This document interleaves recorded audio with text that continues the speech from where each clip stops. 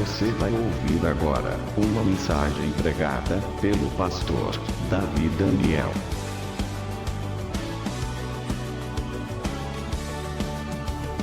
Gente, então semana passada nós começamos a falar para vocês aí a respeito da mente de Deus, né, e dos pensamentos do Senhor, que isso é possível nós adquirirmos a mente de Cristo, a mente do Senhor, né, os pensamentos do Senhor.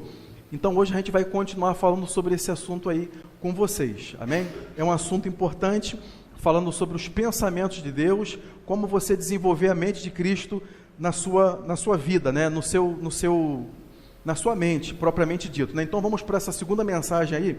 É uma mensagem um pouquinho diferente, né? Não posso nem chamá-la de segunda parte, mas é o mesmo assunto envolvendo, ok? Vou falar com vocês aí sobre a mente de Cristo e eu vou correlacionar isso aí com o retorno iminente do Messias, o retorno iminente do Salvador, que a palavra de Deus diz que vai ser um retorno de surpresa, né? A palavra de Deus diz que não vai ser uma coisa assim que vai ter uma coisa exatamente previsível, né? Mesmo com os sinais. Então nós estamos aguardando, pela palavra de Deus nós vemos que os sinais estão se cumprindo, mas o Senhor Jesus mesmo, ele disse que isso aí seria uma coisa de repente, né? Vamos lá então, 1 Coríntios capítulo 2, podemos ler duas passagens, ok? Duas passagens, não é muito comum, mas nós vamos então ler duas passagens. 1 Coríntios capítulo 2, versículo 16, vamos lá comigo na palavra do Senhor, diz assim: porque quem conheceu, pode ser junto? Vamos lá juntos, gente, vocês estão com o material aí, né? Vamos lá. Porque quem conheceu a mente do Senhor para que possa instruí-lo, mas nós temos a mente de Cristo. Última parte, juntos. Mas nós temos a mente de Cristo. Agora vamos para Apocalipse, capítulo 22, ok? Apocalipse, capítulo 22, versículo de número 17, vamos lá. Verso 17. O Espírito e a noiva dizem, juntos, vem. Aquele que ouve, diga, vem. Aquele que tem sede, venha. E quem quiser receba de graça a água da vida. Aleluia. Vamos orar nessa hora, amados. Povo de Deus abençoado, vamos orar. Aleluia. Precioso Pai querido, Deus Todo-Poderoso, único e verdadeiro Criador dos céus e da terra, nós damos a Ti glória para Ti. Nós Te exaltamos e Te louvamos. Te pedimos que o Senhor fale conosco. Queremos ouvir a Tua voz. Não estamos aqui para ouvir a voz de homens. Queremos ouvir a Tua voz e a Tua palavra. Fala conosco então, através do Teu Espírito. Nós oramos e Te agradecemos em nome de Jesus. Amém e amém, Jesus. Amém. Digam glória a Deus. Aleluia, Jesus.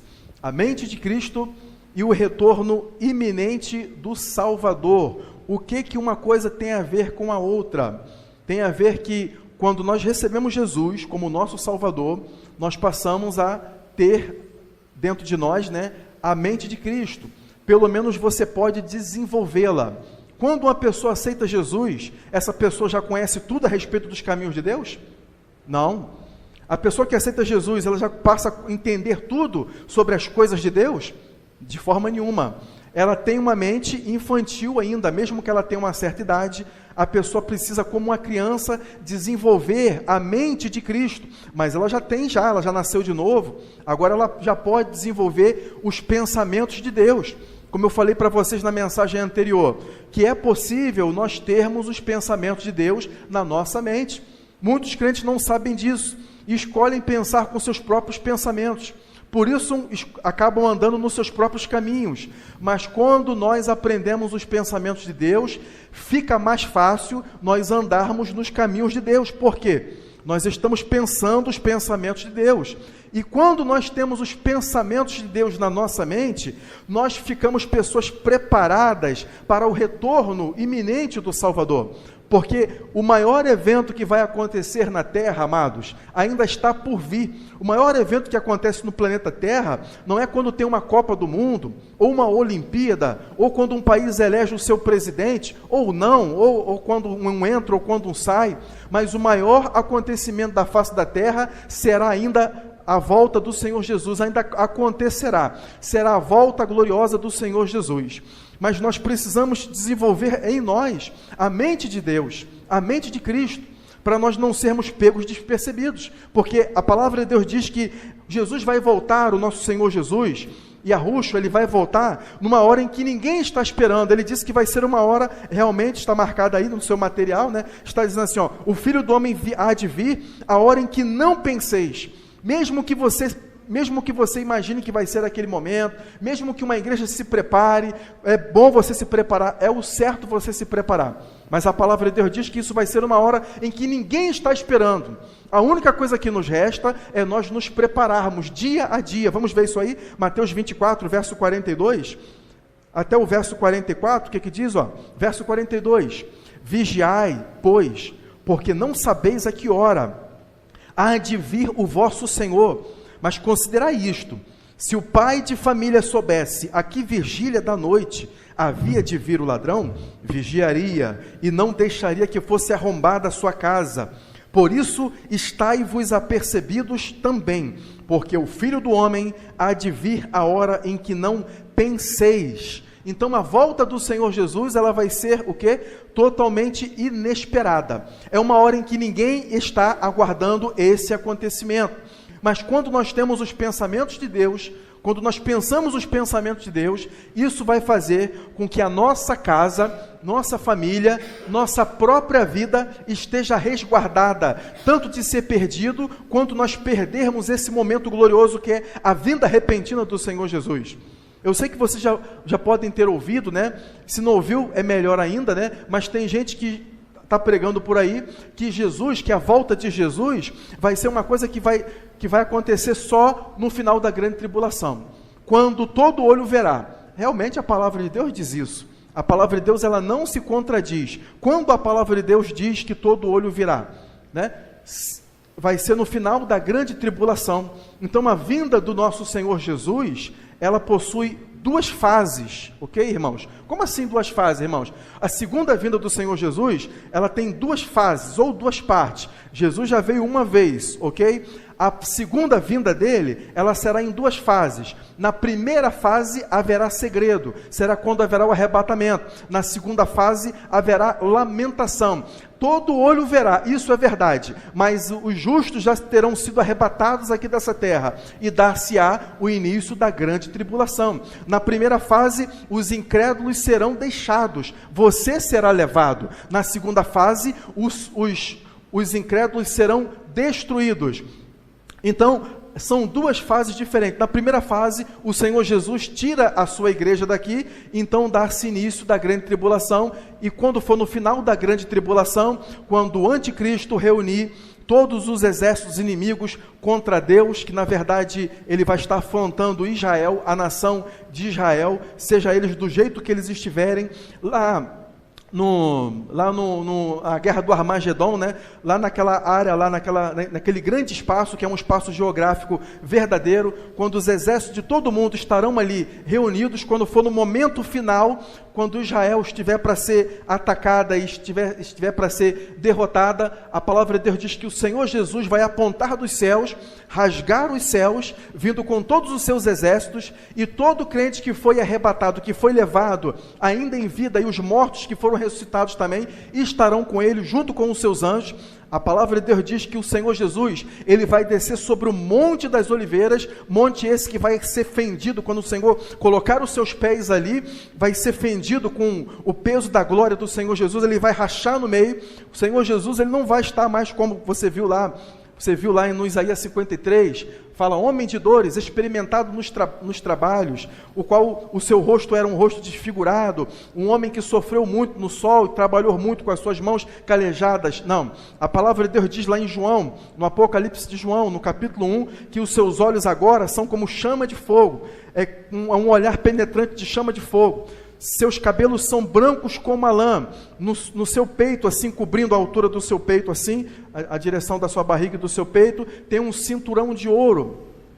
Ele tem na sua boca, quando ele fala, é como se fosse uma espada de 2 gumes, né? Quando o Senhor Jesus, os seus pés também são como latão reluzente, ele vai estar em cima de um cavalo branco, está em Apocalipse capítulo 19, na palavra de Deus também, Apocalipse capítulo 6, fala de um cavaleiro, também de um cavalo branco, mas o cavaleiro do cavalo branco, de Apocalipse do capítulo 6, não é o Senhor Jesus, é o próprio anticristo, mas do capítulo 19, é o próprio Senhor Jesus. Então o Senhor Jesus virá sobre um cavalo branco, nas suas vestes, à altura das suas coxas, da sua coxa vai estar escrito Rei dos Reis e Senhor dos Senhores, salpicado de sangue, nos seus olhos são como chama de fogo, olhos dele como chama de fogo, significa que ele tem capacidade para penetrar o juízo, ele pode ver todas as coisas. O cabelo branco como a lã, significa que ele é sacerdote de eternidade a eternidade, que de eternidade a eternidade, ele é Deus. Da sua boca sai uma espada afiada, e vai ser essa mesma espada que o Senhor Jesus vai vir com o sopro da sua boca, derrotar o anticristo. Naquela oportunidade, o anticristo terão 3 figuras, no final, estou até saindo desse assunto aqui, mas está valendo, terão 3 figuras, o anticristo, o falso profeta, e o próprio dragão, que é o próprio inimigo, que é o próprio diabo. E imediatamente no final da grande tribulação, o anticristo, que é uma figura política, vai ser um líder, uma espécie de presidente, governante mundial, que o mundo vai ter, e o falso profeta, que também é uma espécie de papa, um líder mundial, né? Será que nós temos alguma coisa assim parecida? O mundo possui, mas ele não tem todo o poder, ele também não pode executar sinais e milagres, mas quando for na grande tribulação, tanto a besta número 1 quanto a besta número 2, quer dizer, a besta que emerge do mar e a besta que emerge da terra, que é o falso profeta e que é também o anticristo, quando um estiver perto do outro, ambos vão executar sinais e vão executar grandes maravilhas. Eles vão fazer fogo descer do céu, mas quando Jesus voltar no final da grande tribulação, o que vai acontecer é que o Senhor Jesus vai pegar o falso profeta e o anticristo, sem ir para o inferno nem nada, dali mesmo eles vão ser lançados no lago de fogo imediatamente, e o dragão, que é o próprio diabo, será acorrentado por 1000 anos, porque é o final da grande tribulação, e vai se iniciar os 1000 anos de reinado do Senhor Jesus aqui na terra. O anticristo vai fazer tanta questão para ser o presidente aqui mundial, né? Ele vai conseguir isso aí durante apenas por 1 hora, vai ser só por um curto período de tempo, né? Mas o Senhor Jesus, ele vai ocupar o trono de Davi, o trono que agora está desocupado. Vocês veem que Israel não é administração de presidencialismo, é administração de monarquia, ok? Então eles deveriam ter um rei, mas eles estão esperando esse rei ainda. Quando aparecer o anticristo, Israel vai receber o anticristo como o seu Messias. Eles vão pensar que aquele homem ali é o Messias que eles estão esperando. Eles vão permitir que esse Messias, falso Messias, né, que vai ser o anticristo, ele se assente no 3º templo, que já está sendo construído. Então na metade da grande tribulação, eles vão descobrir que o anticristo não era o seu Messias, e aí então a grande tribulação ela vai ficar bem pior. Mas logo depois do final da grande tribulação, o Senhor Jesus, ele vai reinar aqui na terra, ele vai ser o Rei dos Reis, o Senhor dos Senhores, vai ter um reinado aqui de glória durante 1000 anos aqui nessa terra. Nós estaremos aqui. Não pense assim, poxa, é tão ruim aqui na terra, né? Por enquanto, as coisas não estão boas. Por enquanto, as coisas não se encaixam. Mas nós estaremos aqui nesse mundo, haverá um governo perfeito do nosso Senhor Jesus. Imagina isso. Será que você pode conceber isso aí? Será que a nossa mente pode imaginar? Parece ser uma coisa fantasiosa, mas a palavra de Deus diz que o Senhor Jesus, ele vai vir sobre o Monte das Oliveiras, vai dar encerramento da grande tribulação, os ímpios serão destruídos, a besta e o falso profeta e o anticristo serão imediatamente lançados no lago de fogo. O diabo vai ser lançado no lago de fogo, no final ainda do reino milenial. Ele ainda fica para depois. Quando for no final do reino milenial, ele vai ajuntar, isso já é um bônus já, né? Estou até passando aqui o assunto. No final da grande tribulação, a palavra de Deus diz que importa que ele seja solto. Por que ele seja solto?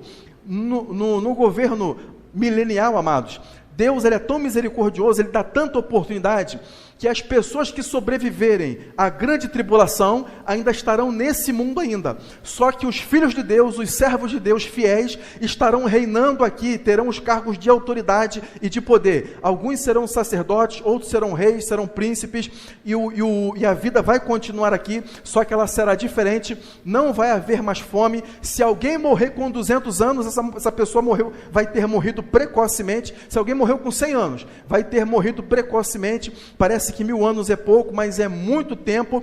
Mas mesmo assim, vão ter pessoas que ainda não vão querer receber o Senhor Jesus como seu Salvador. Davi, mas tem certeza? Você pode ver lá em Isaías, está escrito isso aí. A palavra de Deus diz que, porque senão, amados, não faria sentido nenhum o diabo ser solto no final da grande tribulação. Para enganar quem? Se todos já são convertidos.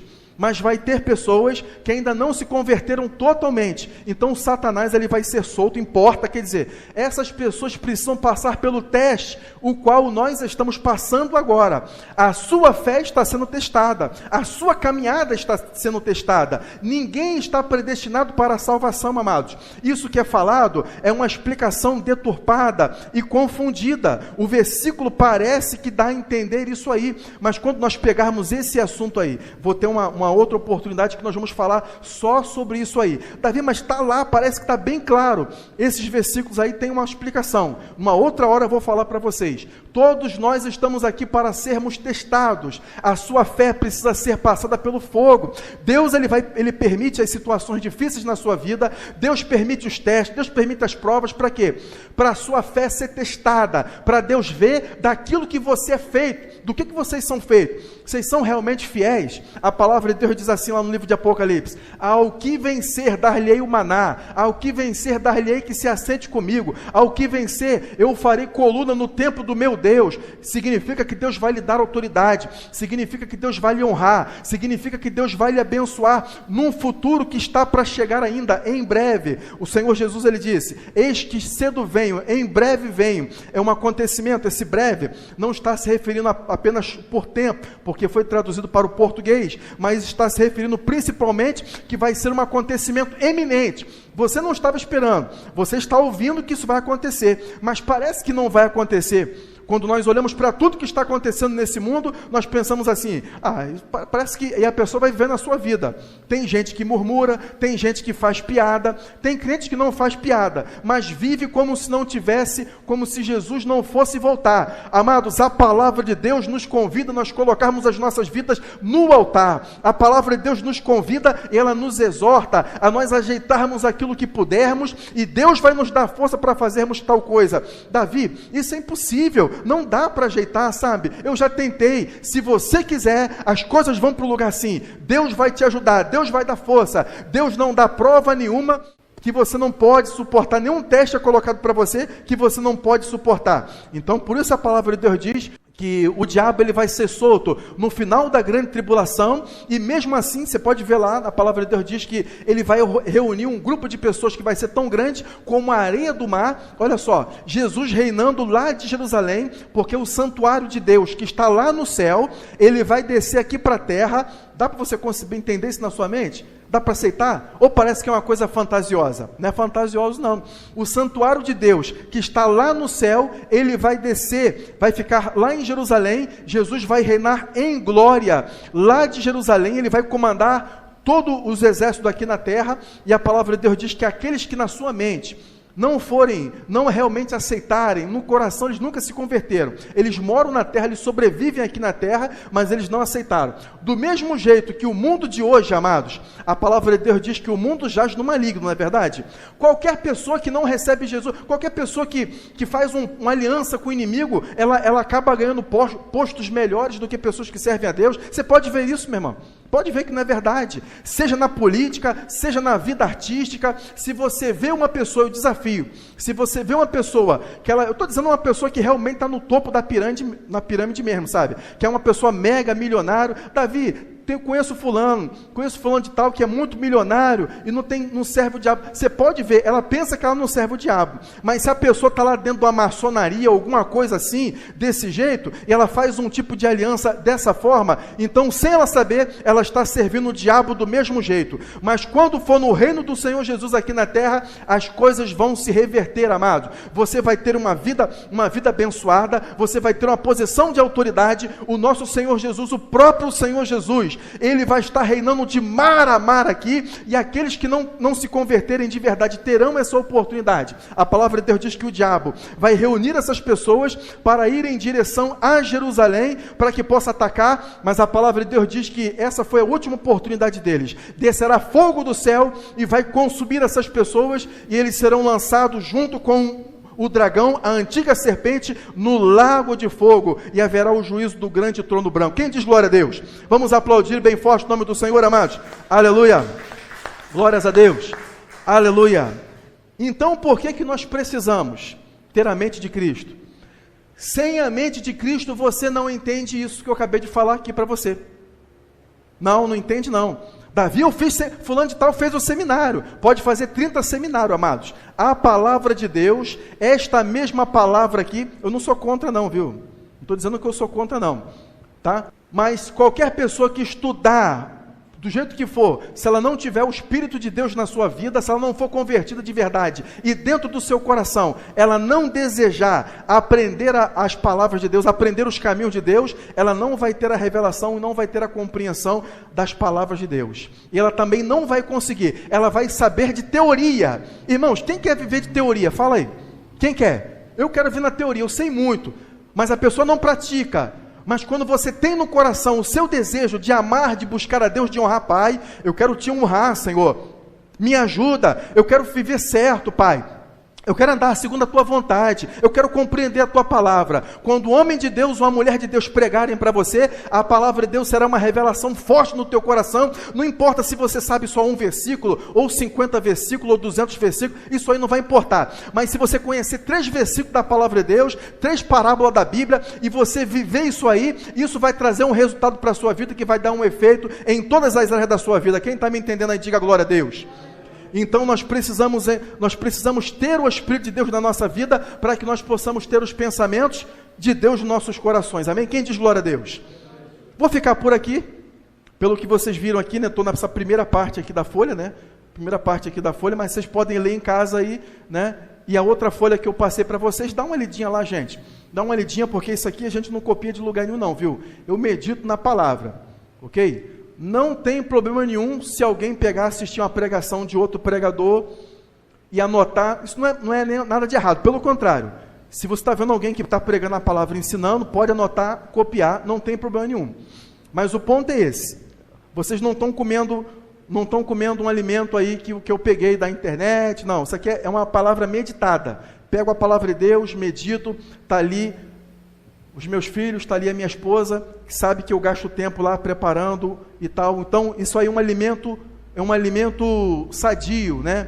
É um alimento fresquinho do céu, do trono de Deus para você. Pega em casa, dá uma olhada, conforme for, semana que vem a gente continua, amém? Deus abençoe vocês grandemente no nome do Senhor Jesus.